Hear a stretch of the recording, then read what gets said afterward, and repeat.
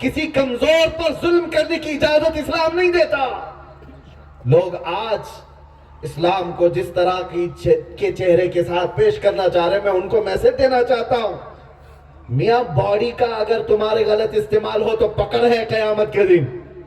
بعد میں جو طاقت آتی ہے وہ مال کی، ارے مال تو ایسا ہے یہ سب سے زیادہ چربی یہی لاتا ہے۔ ہاں دیکھو، جس سیٹ کے بعد پیسہ آ گیا وہ سب سے پہلے دین کا ہلکا پن محسوس کرتا ہے، دین کا مذاق اڑانے لگا۔ اے مولوی لوگ یہ تو یتیم لوگ ہیں، ان کے ساتھ تھوڑی نہ ہمارا ملتا ہے، ہمارا اسٹیٹس بڑا ہے۔ مال کی چربی آئی اسے پتہ ہی نہیں۔ اور تو اور خاندانی امیر تو اور ہیں، جو نئے نئے ہوتے ہیں ان کے نخرے اور ہیں، ان کے نخرے تو بہت اور ہیں۔ یاد رکھو، مال جب کسی کے پاس آئے تو اس کا جب غلط استعمال کرتا ہے آدمی تو ظلم بڑھتا ہے، وہ کمزوروں کا سب ہڑپنا چاہتا ہے۔ ہر کمزور کے مال پر اس کا قبضہ، جتنا بھی اس کے پاس ہے وہ دوسرے کی پراپرٹی پہ نظر۔ ظلم یہاں سے شروع ہے، ظلم یہاں سے شروع ہے۔ میرے عزیزو، اللہ کے نبی صلی اللہ تعالیٰ علیہ وسلم نے ارشاد فرمایا، جس نے کسی کی ایک بالشت زمین بھی قبضہ کیا، قیامت کے دن 7 زمینیں اس کے گلے میں توق بنا کر ڈال دی جائیں۔ تم کیا سمجھتے ہو تمہارے پاس پیسہ آیا تو یہ خرچہ کر کے لوگوں کے اوپر حکومت قائم کر لو؟ آج تو پورا سسٹم ہی یہ ہے، پورا سسٹم ہی ہے۔ لوگ سن رہے ہو کہ تو ان کو کڑوا لگے تو مجھے فرق نہیں پڑتا، یہاں تو پورے ہارس ٹریڈنگ کہا جاتا ہے نا، جو ادھر کے ایم ایل اے خرید لیے، ادھر کے ایم ایل اے خرید لیے، ادھر کی پارٹی توڑ دیا، ادھر کی پارٹی توڑ دیا۔ میاں اب تو پورے گھر توڑ دیے جاتے ہیں۔ سب کچھ پیسہ ہے تو اس کا استعمال غلط کرو، مال ہے تو کسی کو بھی خریدو، کسی کو بھی بیچ لو۔ یہ ظلم کو بڑھانے والی چیز ہے، اور ایسا آدمی جب امن کی بات کرتا ہے تو حیرت ہوتی ہے۔ جس کے پاس ظلم ہی ظلم ہے اور وہ لوگوں کو دعوت دیتا ہے پیسفل رہو، پیسفل رہو، مجھے تو ایسا ہی لگتا ہے جیسے شیطان صبح کی نماز کے لیے جگا رہا ہے۔ میرے عزیزو، ایک بات یاد رکھو، کسائی کبھی بکری کی تعریف کرتا ہے تو اس لیے نہیں ہے کہ بکری بہت اچھی لگتی ہے، اس کو کاٹنا اچھا لگتا ہے۔ اسی طرح سے ظالم، جس کو اللہ تبارک و تعالیٰ نے مال دیا، اب وہ ظلم کرتے ہوئے اپنے آپ کو بھی تباہ کر رہا ہے، معاشرے کو بھی تباہ کر رہا ہے۔ تیسرا، وہ شخص جو پاور میں آ گیا، یہ تو بڑا ڈینجر ہے۔ اب یہاں پر بولنا ہماری ذمہ داری ہو جاتی، کیونکہ یہ آخری پڑاؤ ہے۔ جسم کا غلط استعمال کرنے والوں کو میں بولوں گا تو سن کر کے ہو سکتا ہے وہ چھوڑ دے مجھے، مال کا غلط استعمال کرنے والوں کو بولوں گا تو ہوتا کیا ہے پتہ ہے؟ وہ اپنے مال کا استعمال غلط کاموں کے لیے کر دیں گے۔ موسیٰ علیہ السلام نے صرف قارون سے کہا تھا تیرے پاس مال بہت ہے، زکوٰۃ دے دے، زکوٰۃ تو نہیں دیا، لیکن ایک عورت کو خرید کے لایا اور کہا اس عورت کو کہ موسیٰ علیہ السلام کے مجمع میں میں جا کر بیٹھوں گا اور زنا کے بارے میں سوال کروں گا کہ زنا کی سزا کیا ہے۔ جب وہ جواب دیں گے تو اے عورت تو کھڑی ہو کر کہنا میرے پیٹ میں موسیٰ کا بچہ پل رہا ہے۔ مالدار یہ کرتا ہے، جب اس کو سیدھا راستہ دکھایا جائے تو وہ اس سیدھے راستے پر تو مال نہیں لانا چاہتا، لیکن الزام لگانے کے لیے، سپاری دینے کے لیے پیسے استعمال کرے گا۔ اور موسیٰ علیہ السلام کے خلاف ایک عورت کو لا کر ایک مالدار نے کھڑا کر دیا، قارون نے۔ عورت بھی آئی، مجمع بھی لگا ہوا ہے اور یہ خود کھڑا ہوا مسئلہ پوچھ رہا ہے، اے اللہ کے نبی، اگر کسی نے زنا کیا کسی عورت کے ساتھ تو اس کی سزا کیا ہے؟ تو آپ نے فرمایا جو سزا تھی شریعت موسوی میں کہ اسے ہلاک کر دیا جائے گا۔ اس نے کہا اگر آپ نہیں کر لیا تو موسیٰ علیہ السلام کو جلا لایا۔ اللہ کے نبی کے دامن میں پیوند تو ہو سکتا ہے، دھبا نہیں ہوگا، گناہ کا دھبا نہیں آ سکتا۔ آپ کو جلا لایا، کیا کہہ رہا ہے تو قارون نے اس عورت سے کہا کھڑی ہو جا۔ وہ عورت کو کہا اشارہ کر، پیسے پہلے سے دیا ہوا تھا، کھڑی ہو جا، تو نے کیا بتایا تھا وہ یہاں سب کو بتا۔ عورت کھڑی ہو گئی، اور کانپتے ہوئے کہنے لگی قارون نے مجھے بے پناہ پیسہ دیا اور الزام لگانے کے لیے مجمع میں لے کر آیا۔ مالدار یہ سوچتا ہے کہ ساری پلاننگ اس کی چلے گی۔ وَمَكَرُوا وَمَكَرَ اللَّهُ وَاللَّهُ خَيْرُ الْمَاكِرِينَ، لوگ مکر کرتے ہیں، منصوبے بناتے ہیں، اور اللہ خفیہ تدبیر کرتا ہے، اور اللہ کی خفیہ تدبیر غالب آتی ہے۔ یاد رکھو، مال کا استعمال اگر غلط کاموں میں کرتے رہو گے تو اللہ کی تدبیر غالب آ کر رہے گی۔ کتنے ایسے ہم نے دیکھے پھنسانے کے لیے لوگوں کو، مال کا استعمال رشوت دے دے کر کے پکڑوانا، جا کر کے پولیس کو پیسہ دے دو، اس کو پیسہ دے دو، اس کو پیسہ دو، دنیا بھر کی رشوت دے گا۔ ارے غریب کے لیے ایک روٹی نہیں دے سکتا ہوا، وہ ایک لقمہ نہیں کھلا سکتا۔ مال کا غلط استعمال کرنے والا ظالم۔ اور اسی لیے اللہ کے نبی صلی اللہ علیہ وسلم نے فرمایا، آپ سب بھی سن لو، اگر کوئی ایسے کاموں میں ملوث ہے تو توبہ کر لے۔ مال کا استعمال اگر ظلم کے لیے کوئی کرتا ہے، یاد رکھو میرے آقا صلی اللہ علیہ وسلم فرماتے ہیں، الراشی والمرتشی کلاہما فی النار، رشوت دینے والا، رشوت لینے والا دونوں جہنم میں جائیں گے، دونوں دوزخی ہیں۔ یہ ظلم، یہ جو مال والے لوگ ظلم کرتے ہیں، لیکن ہم نے دیکھا ہے اسلام کیا ہے؟ اللہ اکبر، جس کے پاس جتنا مال آیا اس نے ظلم نہیں سکھایا، ظلم نہیں سکھایا۔ آؤ دربار عثمان غنی میں، بارگاہ عثمان نورین میں، ارے ان کے اتنا مال تو آج کے کسی کروڑ پتی اور ارب پتی کے پاس بھی نہیں۔ آپ کو پتا ہے ایک جنگ میں، جنگ تبوک میں جانے کے وقت عثمان غنی رضی اللہ تعالیٰ عنہ نے جو صرف خیرات کیا، اللہ کی راہ میں جو مال دیا تھا، ایک جنگ کی بات کر رہا ہوں، کتنا تھا پتا ہے؟ اس زمانے کے 116 کروڑ روپے بنتے، تقریباً 120 کروڑ۔ کون دان دیتا ہے؟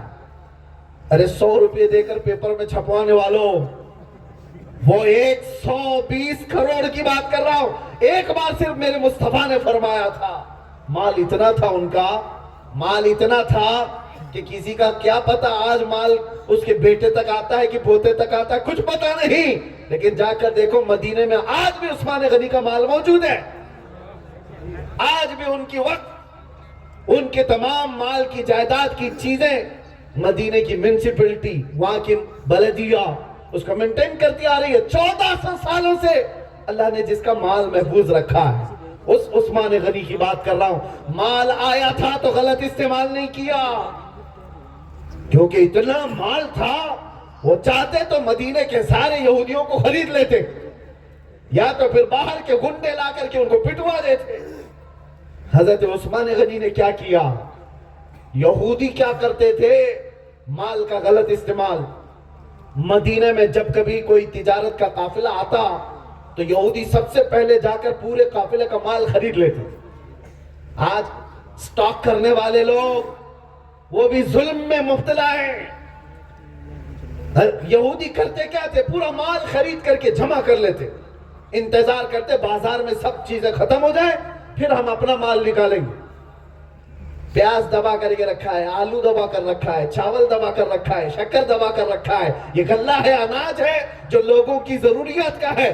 مالدار کیا کرتا ہے؟ پیسہ لگا کر جمع کر کے رکھو، جب پورا ختم ہو جائے بازار میں پھر نکالیں گے، اور جو 10 روپے کی چیز تھی اس کو 100 میں بیچیں گے۔ اس کو احتکار کہتے ہیں، اسلام میں یہ حرام ہے۔ یہودی یہی کرتے تھے، مال خرید لیتے اور مدینے والوں کو بہت مہنگے دام میں بھیجتے تھے۔ ایک بار ایسا ہوا کہ ملک شام سے تجارت کا قافلہ آیا، ابھی صبح پاؤں پھٹنے سے پہلے وہ قافلہ مدینے میں داخل ہونے والا تھا، کئی میل دور جا کر عثمان غنی نے پوری تجارت کا قافلہ خرید لیا، پورا مال پہلے سے خرید لیا۔ مدینے میں بہت زیادہ ڈیمانڈ تھا مال کا، اس وقت لوگوں کو بہت ضرورت تھی۔ حضرت عثمان غنی مال خرید کر لائے، یہودی صبح اٹھ کر گئے، دیکھا ارے پہلے سے بک گیا ہے پورا، کچھ بھی نہیں تھا، پھوٹی کوڑی بھی نہیں۔ حضرت عثمان پورا لے چکے۔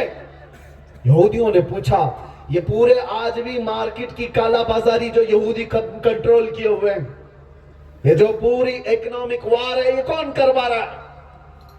اب بولے تو لوگوں کو ایسا لگتا ہے، اس کی ڈیٹیل میں جاؤ، آج بھی یہودی وہی کرتے ہیں۔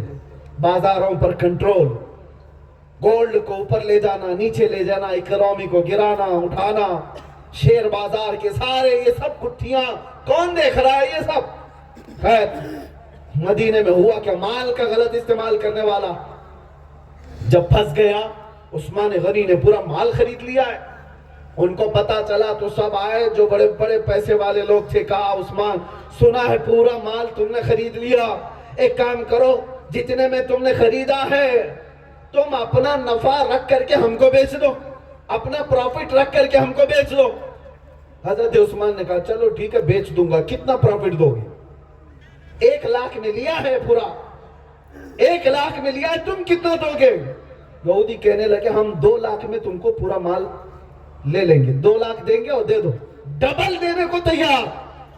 حضرت عثمان غنی نے کہا نہیں یہ میرے لیے چھوٹا پروفٹ ہے، اتنے میں تو نہیں بیچوں گا۔ تو یہودی بھاؤ تاؤ کرتے ہوئے کہا چلو 2 گنا زیادہ، یعنی تم 1,00,000 کا خریدے ہو تو ہم 3,00,000 میں لے لیں گے، پورا مال دے دو۔ سوچو 3,00,000 میں لے کر اب یہ مدینے والوں کو کتنے میں بیچنے ہوں گے؟ حضرت عثمان نے کہا نہیں یہ بھی کم ہے میرے لیے۔ صبح سے پھر شام تک نیگوسیشن چلتا رہا، یہودی آئے 5 گنا دینے پر، 1,00,000 کا تمہارا مال ہے ہم 5,00,000 میں خریدیں گے، دے دو ہم کو۔ حضرت عثمان ماننے کو تیار نہیں میرے لیے ابھی کم ہے، میں نہیں بیچوں گا، اور بڑھاؤ تمہارے پاس اور طاقت ہے تو۔ یہودی گئے میٹنگ کر کے آئے، یہ 1,00,000 بڑھتے بڑھتے شام رات ہونے تک انہوں نے کہا سب سے فائنل ریٹ تم 1,00,000 میں خریدو ہم 10,00,000 میں لے لیں گے۔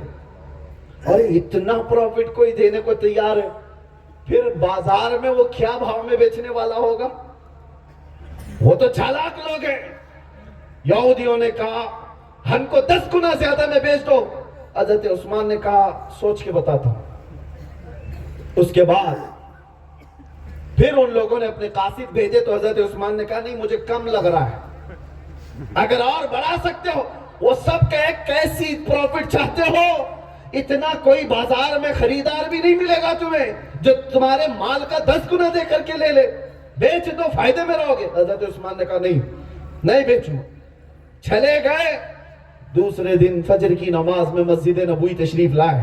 حضرت عثمان غنی نے خریدا ہوا تجارت کا قافلہ پورا مدینے کے کسی میدان میں پورا فروخت کروا دیا، صاحب اتروا دیا، اور مسجد نبوی میں آ کر کے اعلان کیا پورے مدینے والوں کو جس کو غلہ اناج کی ضرورت ہے مفت میں سب لے کر کے چلے جائیں، سب لے کر کے چلے جائیں۔ ارے پورے دن بھر مدینے والے اپنے اپنی ضرورت کے مطابق اس قافلے کے مال سے سب لے کر کے جاتے رہے۔ رات تک تو پورا مال ختم ہو گیا۔ یہودی حیران تھے کہ یہ کیسا دیوانہ ہے۔ عثمان غنی کے پاس آئے، کہا ہم 1 رات پہلے تم سے خرید و فروخت کی بات کر رہے تھے، تم نے کس کو بیچا اور کیوں اس طرح سے بٹوا دیا؟ عثمان غنی نے کہا میں جس کے ہاتھ میں بیچا اس کے برابر تم پروفٹ دے بھی نہیں پاؤ گے، تم دے ہی نہیں سکو گے۔ یہودیوں نے پوچھا کتنے میں نفع میں بیچا؟ کہا میں نے 1 دیا ہے 70 گنا کے بدلے، اور کسی اور کو نہیں، میرے رب کے ہاتھ بیچ دیا۔ سبحان اللہ۔ نعرہ رسالت مسلک اعلی حضرت علامہ مفتی سلمان اظہری صاحب قبلہ، نعرہ تکبیر۔ میں اپنے رب کے ہاتھ بیچ دیا۔ اللہ نے فرمایا ہے جس نے اللہ کی راہ میں 1 دیا بدلے میں اللہ اسے 70 گنا زیادہ عطا کرے گا۔ یہ اللہ کا وعدہ ہی تو ہے جو عثمان غنی کا مال آج تک بچا ہوا ہے۔ مال کا استعمال کیسے کیا؟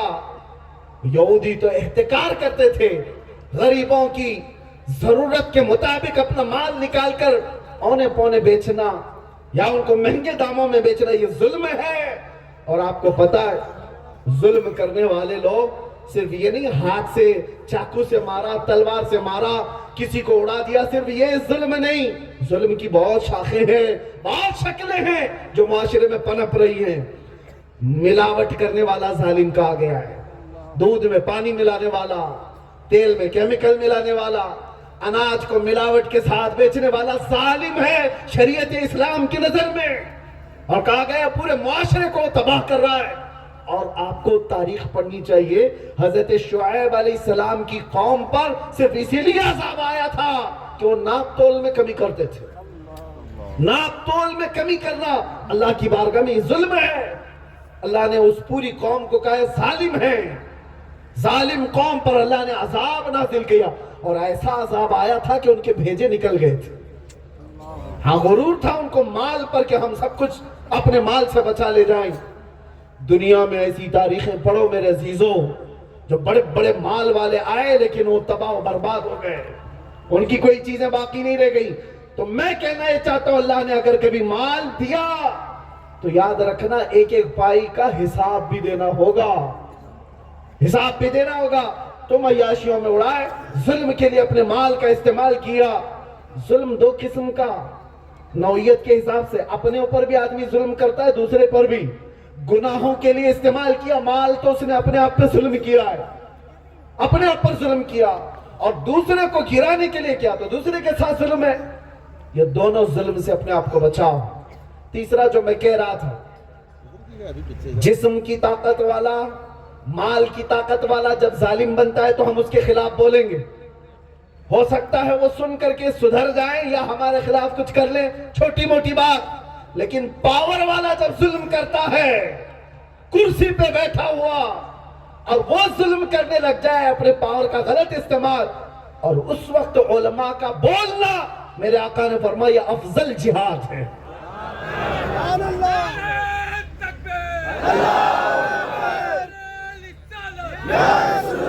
اللہ کے حبیب صلی اللہ تعالیٰ علیہ وسلم فرماتے ہیں ان افضل الجہاد کلمت حق عند السلطان الجائر. ظالم بادشاہ کے سامنے حق بات کہنا افضل جہاد ہے. اور یہ اللہ تبارک و تعالیٰ عطا کرے. ظالموں سے خوف نہ کھاؤ. الحمدللہ ہم حسینی جماعت سے تعلق رکھتے ہیں. وقت کا یزید آئے گا. ابھی مولانا کہہ رہے تھے عجیب بات ہے, جو خاندان کربلا میں کٹا وہی خاندان آج بھی ہے, آج بھی ہے. لیکن یزید کا کوئی بچہ کہیں دکھتا ہی نہیں, کہیں نہیں دکھتا. ارے نہ بچہ دکھتا ہے, نہ اس کا چچا دکھتا ہے, نہ ہی کوئی خاندان, نہ ہی کوئی گھر بار, نہ وہ سلطنت جس پر بیٹھ کر ظلم کیا. کہاں ہے وہ ساری؟ ارے فوج کا کوئی چوزا بھی باقی نہیں رہا. لیکن حسین اعظم کے گھر کی خوشبوئیں پوری دنیا میں پھیلی. سبحان اللہ. ہر علاقے میں ہے حسینی سادات. حسینی سادات سے کوئی علاقہ خالی نہیں ہے. اس لیے یاد رکھو, ظالم کے خلاف بولنے سے کچھ نہیں ہوگا, زیادہ سے زیادہ گردن کٹے گی. اور کیا ہوگا؟ دنیا میں اگر گردن کٹ جاتی ہے, ارے ہمارا تو بچپن سے کہنا ہے اسلام زندہ ہوتا ہے ہر کربلا کے بعد.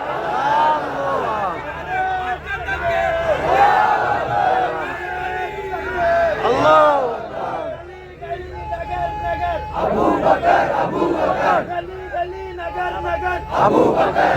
واہ. ظالم کے خلاف ہمیں اپنا رویہ اختیار کرنا. یہ تمام طرح کے جو ظلم ہیں, ان ظلم کے خلاف کون اٹھے گا؟ یہ علماء, یہ مبلغین, یہ دعات. اگر یہ نہ بولیں تو پوری قوم میں فساد ہوگا, فساد ہو جائے گا. ہر آدمی طاقت والا غلط استعمال کرے گا, وہ ظالم بنے گا. ہر مال والا ظالم بن کر بیٹھا رہے گا. علماء اگر یہ نہ بولیں, اور ان کو کیا ہے آج, یہ ٹرسٹیوں سے ڈر رہے ہو, مسجد کے متولی, جماعت کے صدر, یہ مولانا اور علماء کی گردن کو دبا کر بیٹھے, وہ بھی ظالم ہے. اس لیے کہ اس کو ڈر ہے کہ یہ عالم بولے گا تو سب سے پہلے پول میری کھلے گی. یاد رکھو, اگر اللہ نے پاور دیا ہے مسجد کی صدارت کا, تو یاد رکھنا یہ تمہارے باپ داداؤں سے لایا ہوا منصب نہیں ہے. اللہ نے اپنی مسجد کی خدمت کے لیے تمہیں چنا ہے. اور اس طاقت کا استعمال کسی عالم کی گردن پر بیٹھ کر نہ کرنا, اس کے حلقے کو دبا کر کے. مولانا یہی بولنا جو ہم چاہ رہے ہیں. ہاں اتنے حالات بہت خراب ہیں, حالات بہت خراب ہے. ہمارے پاس بھی بہت آتے ہیں کان میں بولنے والے, اور وہ کان میں بول کے جاتے, ہم میدان میں بول کے جاتے. نعرے تکبیر.